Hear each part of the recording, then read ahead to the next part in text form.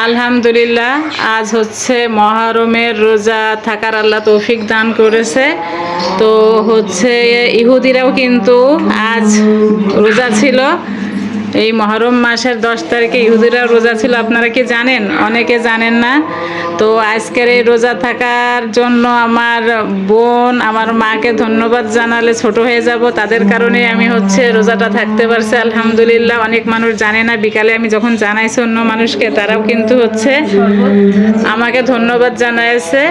তো যত সোয়াব আমার মার বোনের হোক। আর কলিজার মা আজ প্রথম মানে রোজা থাকলো 2-3 বছর, প্রথম না সরি ভুল হয়ে গেছে, সে রোজা থাকে কিন্তু 3 বছর পরে কলিজার মার সাথে আজ ইফতারি করতেছি। কারণ কলিজার মা তার কলিজার দাদার বাড়িতে ইফতারি করে, তা খুবই সিমসাম ইফতারি।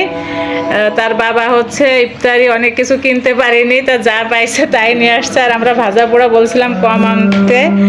এই যে মুরগির মাংস আছে, খিচুড়ি আছে, ছোলা আছে, চপ আছে, শসা আছে, কলা, শরবত আছে পুদিনা পাতা দিয়ে।